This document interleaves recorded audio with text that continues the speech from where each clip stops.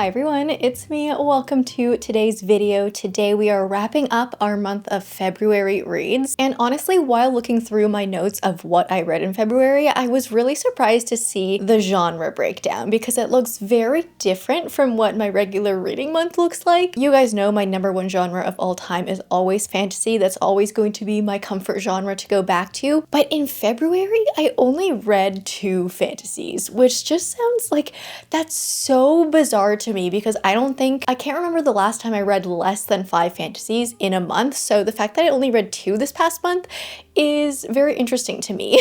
I will say I did read 2 sci-fi novels that to me kind of fit still under the category of that speculative fiction. So I guess those could be lumped into fantasy, and so technically I really read 4 of them. Weird, there are also some genres that I dove into in February that like you would not have caught me reading over the past several months. So let's just dive straight into it. So that being said, in this past month, I read 13 books, which is actually a lot more than I expected I would read in February. Number 1, because it is a short month. Number 2, because my birthday's in February, so sometimes I don't have as much reading time because I'm like celebrating and doing fun stuff. And then number 3, the Winter Olympics just happened, and I swear like every single day there were at least 3 hours in the day where all of my attention was on the Olympics. So I don't know how I managed to still read 13 books, but for the genre breakdown, we have 2 fantasy, 2 sci-fi, 2 romance, 3 fiction, 3 thrillers. Yeah, you heard that right. I read 3 thrillers this past month. Weird. And then I actually read 1 memoir. So yeah, with the thrillers, with the nonfiction, like who am I? I will say though, February TBR, 5 out of 5. We did complete them all. So let's just get straight into it. We'll start with fantasies as always, even though there are only 2 of them. The first fantasy I read was Apprentice to the Villain by Nicole Maehrer. Now this is not going to stand up, so we're going to rest her down here. This is the second book to the Assistant to the Villain series, a comedic romantasy series that just almost reads as satire of romantasy. So we have very highly exaggerated tropes. We have enemies to lovers. We have a lot of like, who did this to you? We have a highly exaggerated slow burn. We have a protagonist who is very clumsy and falls a lot, but also she's like kind of cool, like pretty cool in her own ways. But in the first book, we follow Evie, and Evie is looking for a job. She stumbles into a forest kind of near her village where she runs into the villain and they get into this big kerfuffle. After the kerfuffle, the villain says to her, hey, you know my identity now, you know where my lair is, so basically you have to work for me now, because if you're not working for me, that means I have to get rid of you because you know too much now. And so he offers Evie a position as his assistant, and Evie, thinking, you know, she's been looking for a job anyway, she's like, sure, I'll work for you. So she starts working for this villain, and while she works for him, starts developing this gigantic crush on him. So that was the first book. We get into a whole bunch of shenanigans, and this is the sequel. I think I'm dropping this series after reading the sequel. I think these books are fun. They are great palate cleansers, but I get bored of these books after around 100 pages of them. They're funny, they're refreshing. I really like the humor in the first half of them, but I just can't get myself to feel intrigued or interested at the plots in these books. I think there's also been a common theme of me just feeling disappointed with some of the plot trajectory, both in the first and the second book. I think we skip a lot of moments. I've been trying to mull over in my head why I can't seem to get myself to care, and I do think we skip a lot of crucial character building moments in these books. So in the first one, we start off with Evie and our villain meeting, and then after that, instead of spending time seeing how they got to know each other, we skip like 4 months or 4 years or something. It's 4 somethings. I can't remember. It's an extended period of time, but we skip a lot of time, and then we jump forward to, you know, they know each other at this point, they have a good routine with each other, we just skipped over that whole getting to know each other part. And for me, in a romance, that's my favorite part in a romance. And then with the second book, from the ending of the first book, it was kind of clear to me, or like, I guess it wasn't really clear, because I thought that the second book would go on a specific plot trajectory where we would have our protagonist Evie do a lot of character growth very gradually to try and solve this this problem that we got into at the end of the first book. But instead of going through that gradual character growth, we skipped it essentially. And then we started at the second book with that complicated task already complete and with Evie's growth already complete. And I'm like, okay, great. I love that she's grown. I love that she's transformed, but I would have loved seeing her do it instead of just being like, okay, we skip forward. It's done now. Let's keep going with the story. So I think I'm just, yeah, missing some crucial key elements of that. And so I can't get myself to care. I am going to drop the series, but I do think some of the writing in these books is very clever. I think some of the jokes are really funny. And so if you're looking for something lighthearted, humorous, I would still recommend you try these books out. I'm just not sure if they're completely for me at this point. Okay, and number 2 fantasy for the month. I actually read A Sky Beyond the Storm by Sabaa Tahir, so I did end up finishing. It's gonna fall. I did finish The Ember Quartet by reading this. This is the 4th and final book in the series. It is a dark, gritty YA fantasy series. So if you are younger or if you're looking to recommend this to a younger reader, I would say don't. I wouldn't recommend this to anyone under like 15 or 16, I would say. But this series essentially starts out following 2 characters. One character is Laya. She is a part of the Scholars faction, which has been a group of people who have been oppressed by the Marshals in this world. At the beginning of the story, there's a raid on Laya's house and she ends up losing basically her entire family. Only her brother is left alive, but her brother has now been captured by the Marshals. And so in an attempt to save her brother, Laya ends up joining the rebel force, goes undercover into the Marshal military operations as a slave to try and figure out where they took her brother and to try and rescue him. And then our second POV is Elias. He is actually one of the Marshals. He is actually one of the people training in that Marshal military operation. He's training to be a mask, which is one of the highest tier rank soldiers of the Marshals. But as he's climbing up the ranks, as he's training, he starts like realizing, hey, maybe the Marshals aren't great people. Like maybe my group isn't supposed to lead this way. We're not doing things right. And so we follow those 2 characters as their stories intertwine together. From the first book, we do expand a lot on the world and we actually add a 3rd POV, which ended up being my favorite POV to read. But this world is, yeah, it's gritty, it's dark, it's full of prophecy, it's kind of eerie in a lot of ways. We end up getting like pretty ghostly, which was fun. We have a lot of fun, like dark, creepy creatures. Overall, I think the vibes, the atmosphere in this world are really, really cool if you're looking for a darker feeling type of a fantasy. But I was skeptical going into this one because while I loved An Ember in the Ashes, I actually didn't love the 2nd and 3rd books in the series. I feel like where the plot continued to be really, really cool throughout the whole story and the world continued to be really, really cool throughout the whole story, I just started feeling really disconnected to the characters. But that being said, 15 pages into reading this 4th book, I was already hooked. Like I was more hooked in the first 10 pages of this book than I had been reading like the entirety of the 2nd and the 3rd books. So this one started out really strong, and then by the end of the book, I will say it did convince me back into it. I think the conclusion to the series is really full circle. I love how we ended. It was one of those endings where like every single character arc had a satisfying character arc. Whether or not it was perfectly happy, like a lot of them were bittersweet endings, I just feel like every character, even secondary characters, like minor characters, all had a very clear resolution, and it just felt really satisfying that way. I really liked how that was done. But I think what made this one exciting again is the dynamics between everyone. We had some really interesting dynamics between our main characters that we hadn't seen through the 2nd and 3rd books. There were unexpected alliances, which is something I always love. There were a lot of tensions between the characters, which I also always love. So I ended up really, really loving this one. I think the theme of generational trauma ran strong in this one, and just seeing our characters try and break out of those pre-existing cycles and try and make something fresh and just like not continue on with the mold that we've been trained to do. I think that was done very well in the series as a whole on all sides. But I think my final thoughts after finishing the series is that this quartet probably should have been a trilogy, and maybe if the 2nd and 3rd books were just combined into one, then we could just have one book with second book syndrome and have a really good start and conclusion. But because they were separate, we had two books that like weren't the best in the middle for me. But overall, still really enjoyed the series, would recommend it if you're looking for a fantasy to dive into. So those were the two fantasies. And then for the two sci-fis I read, I mean, you guys already know what I read, but I read Dark Age, and then I also read Lightbringer. So I caught up in the Red Rising series. These were both so good. These were both 5-star reads for me. I don't know if I have to do a full plot synopsis for Red Rising because I have talked about the series in so many reading vlogs, so many wrap-ups in the past, but it's a sci-fi space opera type of series. It's all about challenging the system. It's all about like breaking free of our oppressors. It's about seeing past the lines of distinction between colors of people, like very literally in this world. But this second arc of this series, starting from Iron Gold and then going into Dark Age and then going into Lightbringer, were so dark.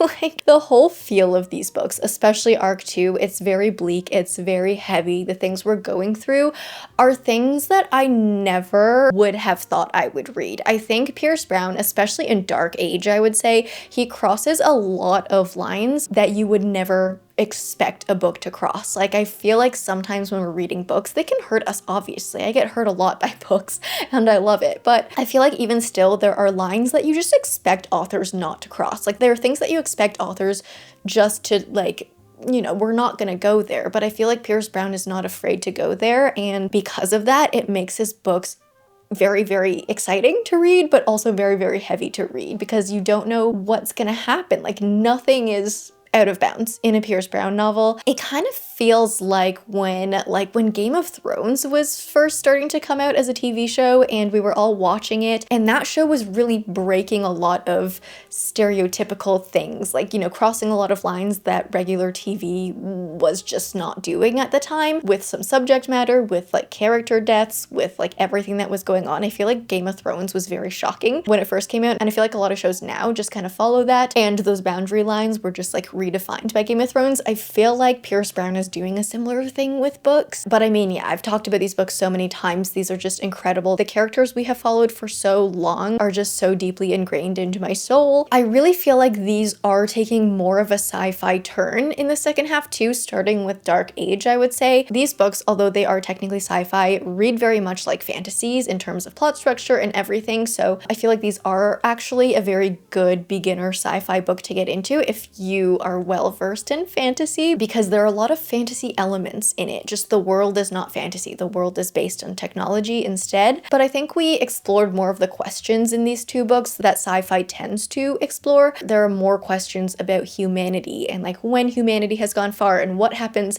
when humans and technology combine and when technology goes so far that we can do all of these things. I feel like we touched a lot on those questions in these two books in particular. So I really liked that. And then I really felt that isolated space feeling while reading these books as well. Yeah, these are incredible. They also really challenged the idea of like a fantastical war, because I talked about this in my reading vlog for one of these, I think, but a lot of fantasy and sci-fi books really glorify war and present it as this like really epic kind of thing, like whether it's in books, whether it's on screen.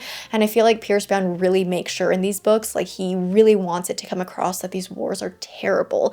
They're gruesome, they're horrific. When you step into a war, like it doesn't matter what rank you're in, like you step onto that field and you are just a pile of flesh, a packet of flesh. And that sounds really dark, but like it's true, and it's important to remember that, especially as someone who reads a lot of fantasy and therefore reads, you know, about a lot of war or battle scenes. I feel like it was just such a like real way to think about it and to reframe this sort of genre. So yeah, these two are incredible. I am now joining all of the rest of you who are in the wait for Red God, because I need to know how the series concludes. There is something that happens at the end of Lightbringer that I still don't believe it. Like I know it's real, but I still don't believe it. And if you know what I'm talking about, you know what I'm talking about.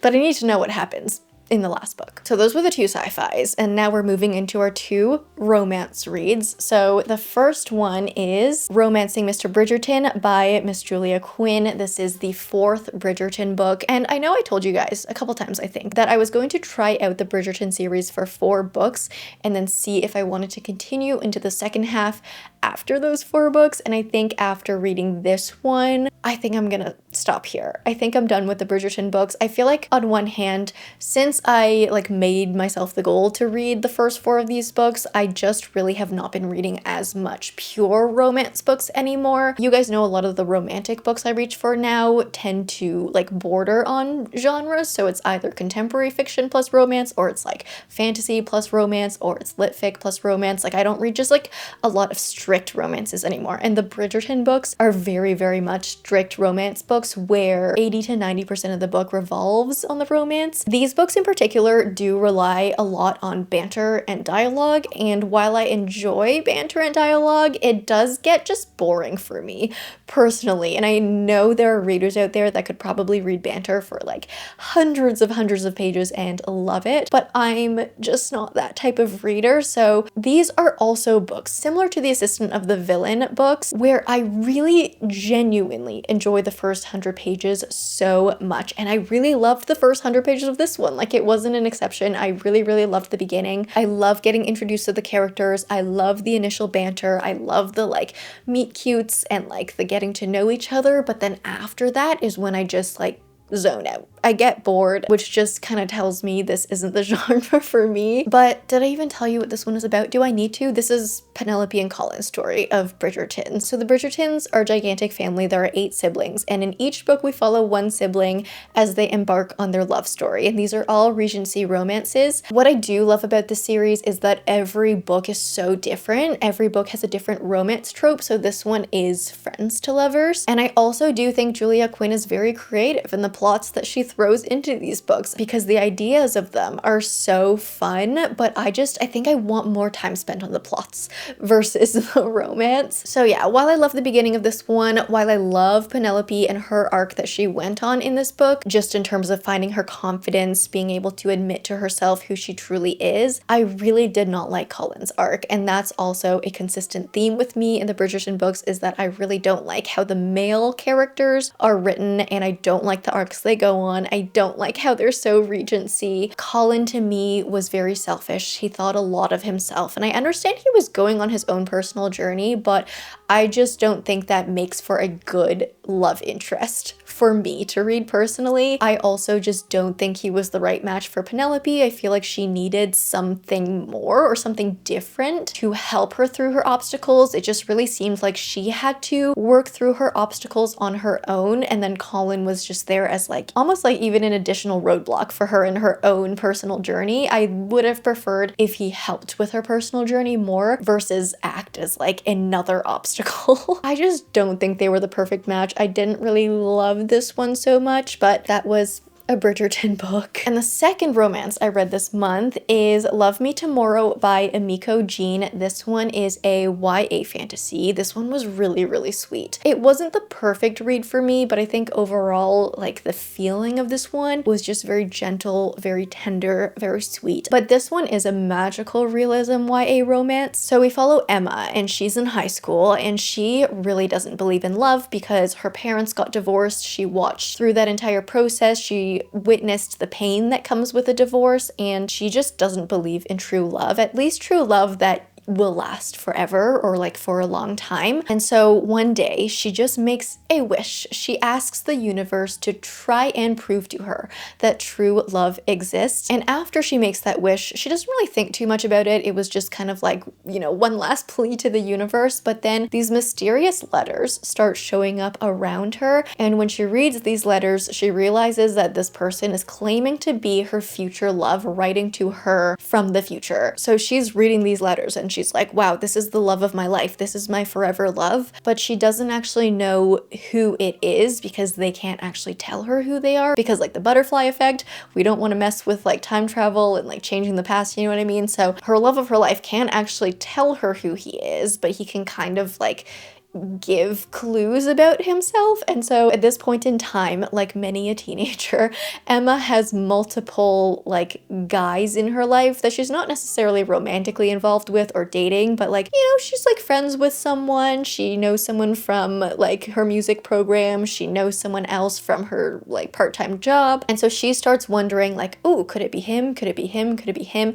And we go through the story as she interacts with these like different guys and tries to piece together clues and tries to figure out who her forever love actually is. So definitely a very cute idea. And I will say there's just something about a YA romance that hits right, because a YA romance can't rely on just physical compatibility and can't rely on just spice. So I feel like there is just more work that has to be done in terms of plot, in terms of emotional building of a relationship compared to an adult romance. So that's just something I've noticed in terms of like adult versus YA romance, is that sometimes YA romance can really hit because there's more development that has to be done. But then a weak point in YA romance for me now as an adult reader is that sometimes your characters can just feel so YA, and sometimes it's just really frustrating as an adult to be in the head of a teenager. So I don't know if that's actually a fault of this book or if it's just a fault of like me reading this book at an older age, but some of the things Emma did and some of the conclusions that she immediately jumped to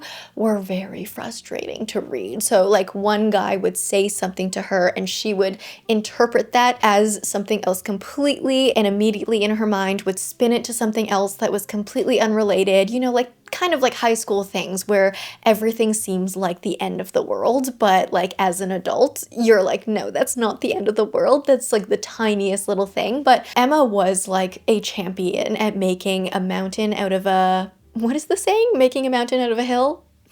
You guys know I'm so bad at like actually remembering sayings. You know what I mean, right? Like she just made a big deal out of everything. And then one other thing I didn't really love about this one was honestly the way that the future love was writing to Emma, because with this situation, right, our future love is an adult writing to teenage Emma in the past. And I feel like it could be cute if, you know, the future love was more nurturing and like, you know, cared for her on an emotional level. But where this book wasn't spicy because it is YA, there were some like innuendos that were thrown into some of the letters from adult love to teenager Emma, and I was like, I don't know if I like the fact that you said that to a teenager, even though he's writing to her thinking of her as the adult person, but like, I don't know, knowing that she was a teenager in the past. It was kind of like borderline, is this okay?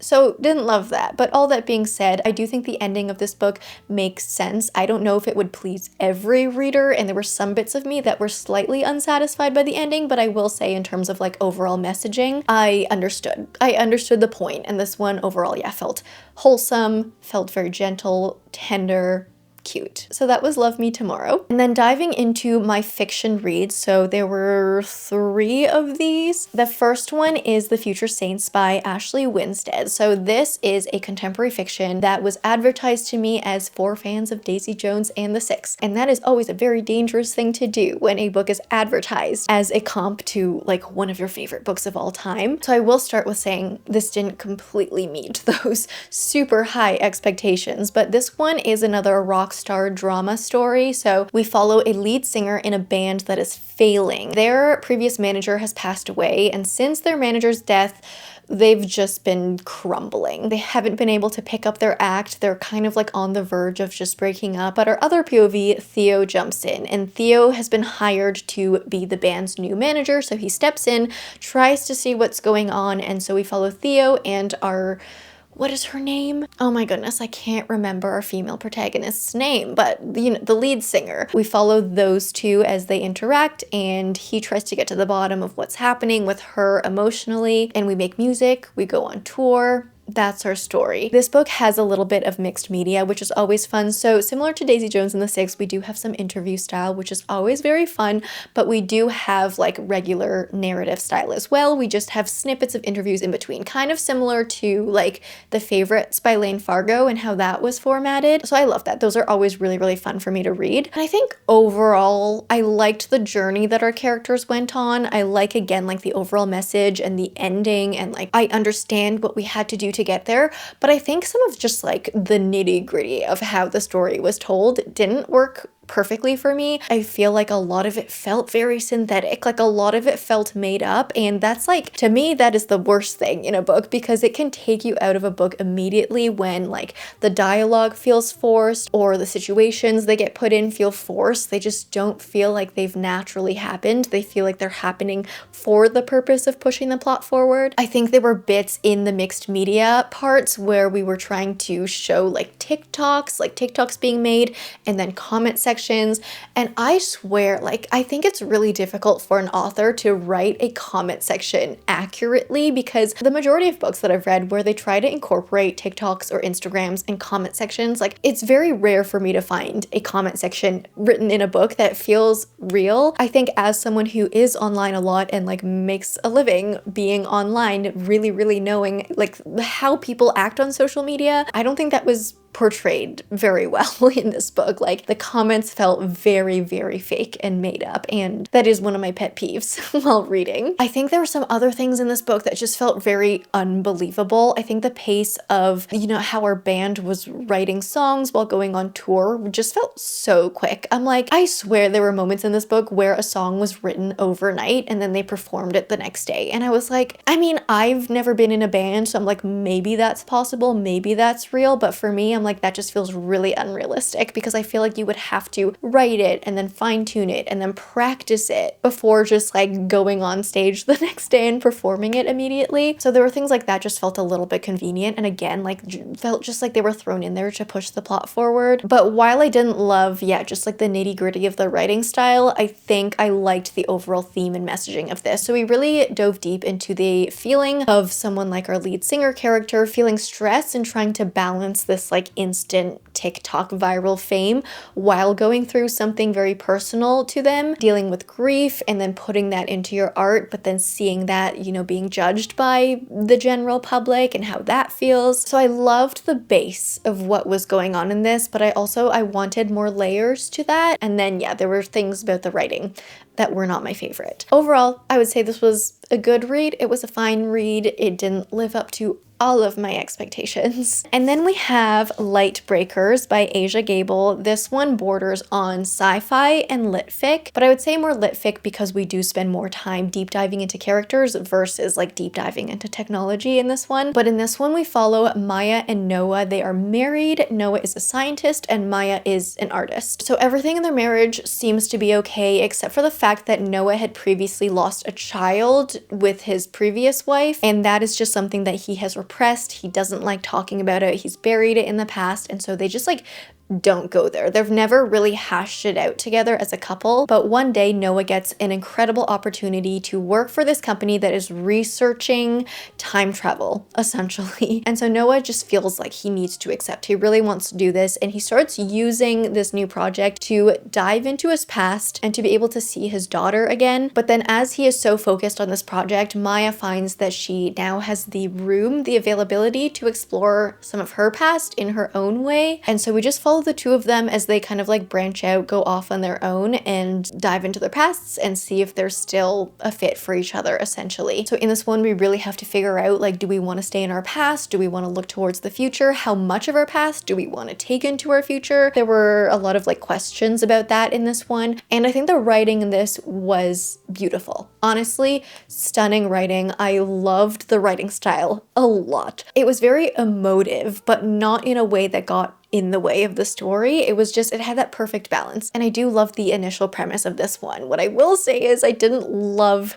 the ending and I didn't really feel satisfied with it. It's one of those books that just took a direction that I would have preferred it not take. Like, I didn't really love the final conclusion and like what that portrayed to the reader. As I was reading this as well, I kept comparing it to recursion because the way the time travel works feels very similar to like the science of how the time travel in recursion worked. So I kept comparing the two, but where recursion is more of a sci-fi thriller story that's very exciting, very fast-paced, this one actually doesn't have too much plot in it, but it's more of a character study. So I'm very mixed on this one. I loved the writing, I didn't love the ending, but I did love kind of like along the way, I did love the journey of our two characters. I did love how we kind of exposed the idea of how we can remember things differently. I think memory plus time travel is always a really interesting combination for me, similar to how it was done in Recursion, but in this one we really like went into like how you can remember things differently depending on what you needed to take out of that situation emotionally as it was happening, and then how those memories can really like change in your mind over time to the point where like 10 years later you remember a situation one way and someone else who was there remembers it a complete different way. I thought that was really interesting. I am curious to see what else Asia Gabel writes because I really did love her writing. So mixed on this one, kind of the opposite problems of The Future Saints, where in that one I liked the story and I liked the ending, but I didn't love the writing.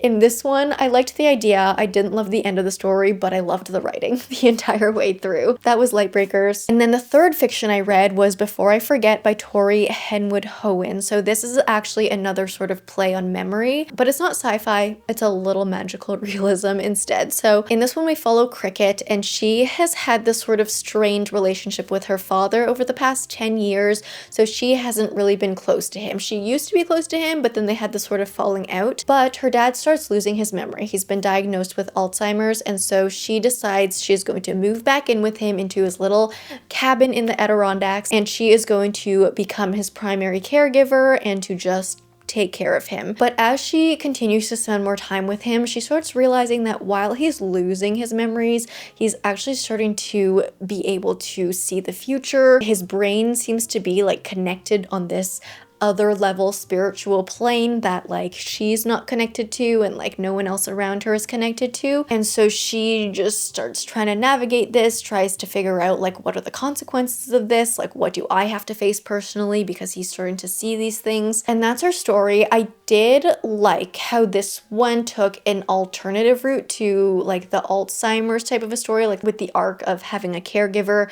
and a parent who is losing their memory. This definitely portrayed it with a more whimsical tone. It was a little bit more lighthearted, and honestly, it was really refreshing to read. I don't think it's a very accurate representation, but I think Tori Henwood Hoen just had some fun with this one, while also not being disrespectful to the disease. Just tried to spin it in a more beautiful way. Like, I personally haven't experienced something like this happening with like a close loved one of mine, thank goodness. So I don't know what reading this would feel like for someone who had experienced this more closely. So I'd be curious to see like if someone has gone through something similar with this, like watching a family member or a loved one go through Alzheimer's. Like, I'm wondering what you would take out of this one, like how you would feel with how Alzheimer's was presented. But in terms of like creativity and trying to reframe it into something new, I thought it was quite well done. So overall, I did enjoy this one. It was whimsical, but there were things that weren't perfect for me also. So one thing, actually I liked this, is that there was some critique on wellness culture in this one. And as someone who like,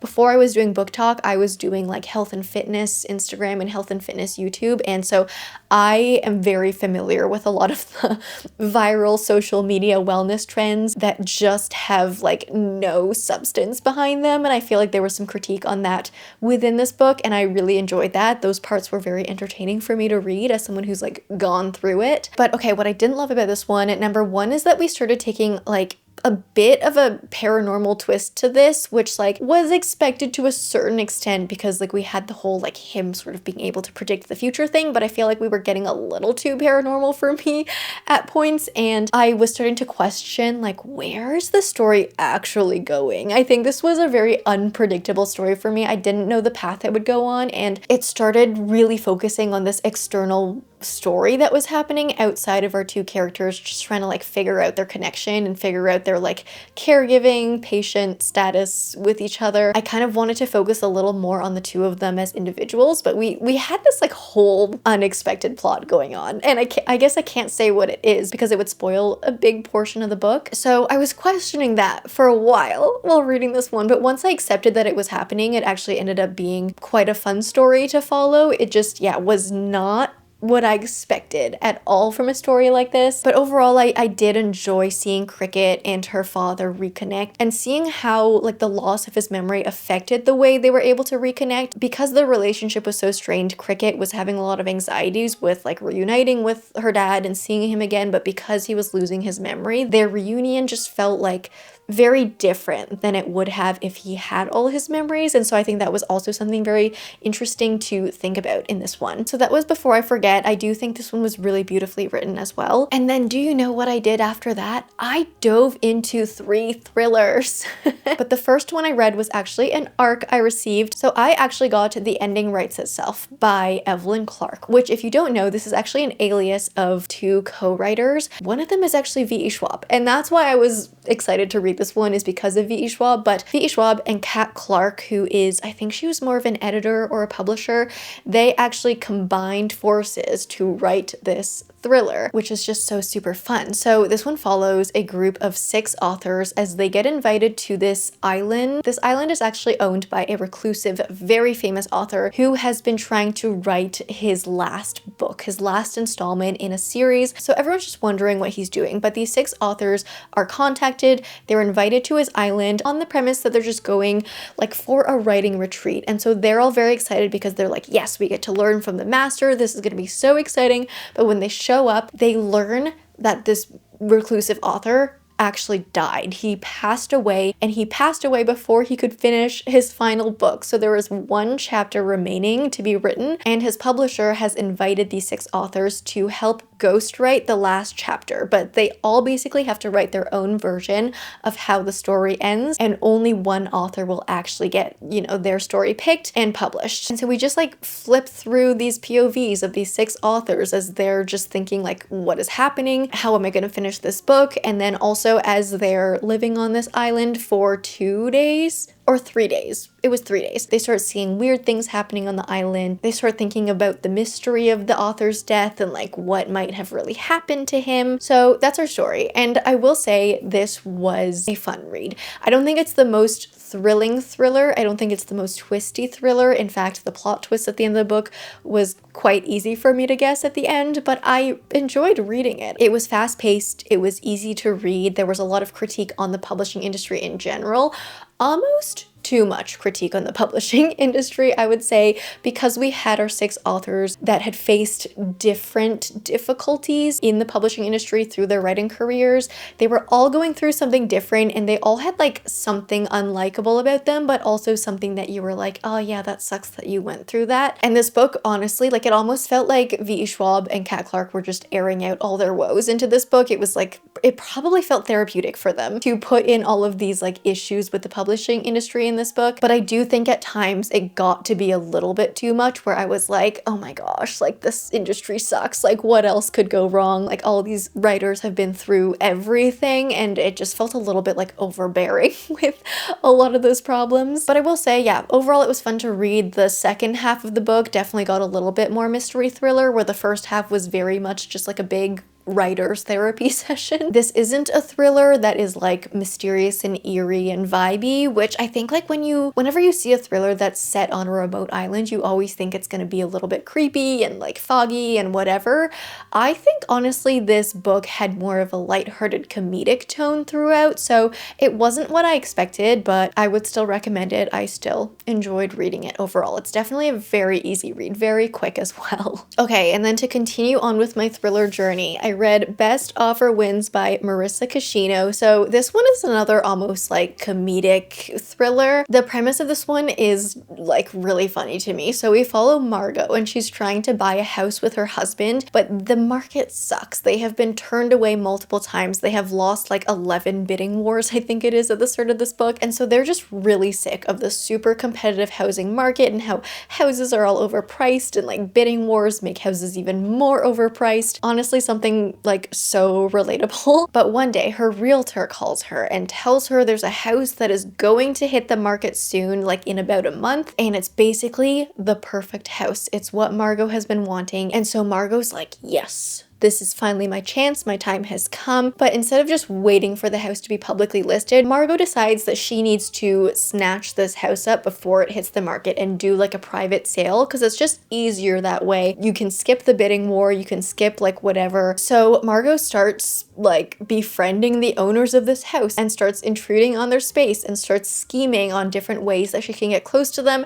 and convince them to just like sell to her personally instead of like list it to the public. And as she continues to like infiltrate into this house and into these owners' lives, things just get more and more and more unhinged. And it's one of those books where like your protagonist that you're in the mind of is just like insane. Like the things that she thinks are all of those intrusive type thoughts that like you would never think of, or like you would maybe think of but you wouldn't actually like think of seriously or act upon. The funny thing is that like there's so much to Mario that I can relate to. You know, she's looking for a house, she wants to find a place where she can have a family and have her first child and just like get going with her life, which is something I think a lot of us can relate to. And there was just like some other like random weird parallels that I was like, oh my gosh, why do I relate to you so much? But then her mind just becomes so much more unhinged. I would say if you really enjoyed Yellowface by R.F. Kuang, this is a book that I would compare to that, because you're in the mind of someone that is like highly unlikable, that has all of these thoughts that you're just like, oh my god, are you okay? And like you kind of like just want her to continue being more unhinged because it's really fun to read about. Like in reality, you'd be like, this person's not okay, we have to stop them. But in fiction, it's like, please continue. I want to see this like fall apart. I want to see everything blow up. I want to see you get caught. So it's definitely like a yellow facey type of a book, but instead of publishing industry, we have housing market. There is a fun twist at the end of the book that was entertaining for me to read, and I would really recommend this one. It's definitely not a feel-good one, but I do also think like on top of just like the really unhinged story, we do address some really important things like the state of the housing market, like why are we all doing this? We also address like burnout at work and how we've been raised in this culture where our generation has been told that there's like one specific way of doing life and how we get stressed and burnt out trying to stick to that. So a lot of that actually resonated with me a bit. So there were some like deeper themes and things I got out of this book, but overall it was just like a really fun, very unhinged read. And then the third thriller that I read, I think this is actually the last thriller on my TBR, so maybe I need to restock my thrillers now that I've like reunited with the genre. But I read My Husband's Wife by Alice Feeney. Now this is an author that I've been wanting to get into for a while because I've heard really, really wonderful things about her thriller books, and I will say this one did not disappoint. I think out of the batch, this was my favorite thriller to read this past month. The premise of this one just like is crazy. So we follow Eden, and she goes out for a run at the beginning of the book, but then when she comes home, she finds that her key is not fitting into the lock of her house. And so she's just thinking, what happened? Did we change the locks? I literally left for my run like an hour ago. Why is this not working? So she knocks on the door, and this woman, this mysterious stranger woman, opens the door, and Eden notices that this woman looks kind of like her, like has very similar features, blonde hair, whatever. But Eden's just like, who are you? What are you doing in my house? And the stranger tells her, what do you mean? I'm Eden. I live here. And Eden's like, no, you don't. You don't live here. I'm Eden. This is my house. So this is all very confusing. And then Eden's husband actually comes to the door, and he stands behind the stranger, and Eden's like, thank God you're here. Can you tell this weird lady to leave? But then her husband goes on to say, what do you mean? Like, I don't know who you are. This is Eden, my wife. You're a stranger. Who are you? And so this is just a very confusing situation all around. And I think that's all I'm gonna tell you about the plot. You just have to continue the book to figure out what has happened here. But I will just say, like, this book was so twisty. I also felt so anxious reading it, but in the best way. Like, it was so exciting. I just think, like, Alice Feeney truly took our worst fears and put them into this book. I mean, at least one of my worst fears, I'm someone who just like, I'm a very anxious person. I always need to have like everything on me and like have everything organized. So at the beginning, like when all of this is happening, Eden has gone out for a run, right? So she hasn't taken her phone. I guess she like wasn't listening to music on her run. She was just raw dogging it, but she didn't have her phone. She didn't have her wallet. So like none of her IDs, they were all in the house. And so anything that Eden could have used to prove her identity, she didn't have on her. Like they were all in the house, and she obviously couldn't get into the house because like her husband and the stranger are acting like she's an intruder, and in fact they're like calling the police and everything. So she's just like, she has no way to prove her identity, and I'm like, oh my god, that's like, that gives me so much anxiety just thinking that that your identity could be stolen like that. Obviously, this is a very highly fictional situation. I don't know how easy this would be to actually like pull off in real life, but this one was just so masterfully crafted. We actually had multi-POV in this one, which I found interesting because I was like, as we were seeing, you know, perspectives from all of our characters involved, I was like, oh, this is gonna make it pretty easy to piece together who's lying, who's scheming, who's whatever. But Alice Feeney did it in a way where you could not guess a single thing. Like, I could not predict anything while reading this one. Definitely a book full of unreliable narrators in the best way. And I also think like the ending of this book was just really, really well done, where it felt really satisfying in a way. Like, it was not happy, but there were just a lot of full circle moments that made you feel like, as I was reading it, I was just like, oh yeah, that's cool. Like, that's a really cool, satisfying full circle moment. So yeah, this was really good. Definition of a great psychological thriller. It was creepy, it was thrilling, it was fast-paced, it was hard to guess, and I want to read more from Alice Feeney. I know Freya keeps recommending Rock, Paper, Scissors, so I feel like I'll probably have to pick that one up by Alice Feeney at some point, but yeah, this was highly, highly entertaining. And then the 13th and final book I read this past month was the memoir. So I read Semi Well Adjusted by Alison Stoner. This was great. Reading this, like, it felt very healing for me, and I knew I would get a lot out of this one because in this memoir, Alison dives into their past of being a child growing up in the entertainment industry and just like explores a lot of different things that can entail and how that can affect you. And I dove into it thinking it would be good to read because I can relate to some of the things that she went through, but I didn't really think it would be like mind-blowing, and I think there were actually a lot more insights in this book than I expected, because a lot of it sounds like you already know these things, you know, like you already know it's stressful to be a child in this industry, you already know there are like bad adults out there that will use these young children. A lot of us are very familiar with like body dysmorphia and how the public and how they perceive you can put an additional stress onto that and cause eating disorders. It sounds like stuff I've already heard about. It sounds like stuff that like I've maybe gone through, but even with that like expectation going into this book, there was a lot in here that I was surprised at, and I was like, oh, we are diving like a lot deeper into this than I expected we would. So I think this is a really, really worthy read. Overall, it was really interesting for me to read about Alison's experience and the feeling that they never made it. Like throughout the entire book, they just kept saying like, when will I make it? When will I make it? And for me, growing up as someone who tried to dabble into the entertainment industry, like tried to be a dancer, tried to be an actor, to me growing up, it always seemed like Alison had made it for me, like starring in all of these things, being in Camp Rock, being in that Missy Elliott video. Like, I saw their path to stardom. I also saw a lot of their dance videos on YouTube at the time. Like, I really thought they were really successful, but then seeing their actual thoughts about it and constantly being like, I haven't made it yet, I haven't booked that lead role, like, I'm not on the Hunger Games, things like that was really, really eye-opening for me to read, that someone who like seemingly is really up that high and has climbed that ladder is still thinking that they haven't, like they're still at the bottom. I was also really interested in seeing how they talked about being so young and being thrown into these different scenes as a child actor, and how hard it is to shake off certain characters, like how they really felt like they found a family with certain roles that they were doing for an extended period of time, or how they were put in a very traumatic scene like to act out, but then they couldn't shake off that feeling of trauma for like weeks, or like, you know, days or weeks after they actually filmed it. And just how confusing that can be for a young mind, and how we really need to make sure that, you know, these literal children are being cared for mentally. All of the parts about the adults in her life failing her, and also like especially the parts about the adults sort of encouraging her eating disorder, really resonated with me. I thought they would feel triggering, but again, like it just almost felt healing for me to read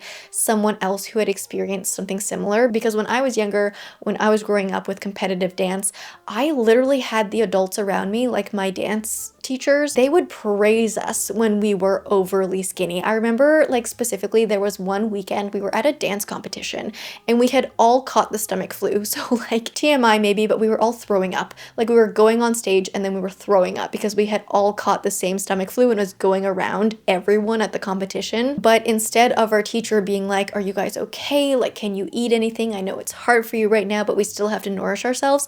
My dance teacher literally complimented our appearance. And she literally told us like, oh, you guys are looking so good. I can see all of your like definition, meaning our like bones essentially. She was praising how we looked that weekend because all of us had lost like several pounds in one weekend because of everything we were like expelling from our bodies because of sickness. And we had her encouraging that, like the one adult in our lives that we looked up to in terms of dance and, you know, as a guide for how we would be successful in dance. She was encouraging like throwing up just to look good and have definition in our bodies on stage. And so just going through that and then reading Allison's experience of how they went through some of that as well was, yeah, it really resonated with me in many ways. So I would really highly recommend reading this memoir. There are parts that could be triggering, but I think overall really important read. I think they dove into a lot of very important things. This was very, very, very worthwhile for me. That being said, those are the 13 books I read in February, so let's get these books onto the shelves.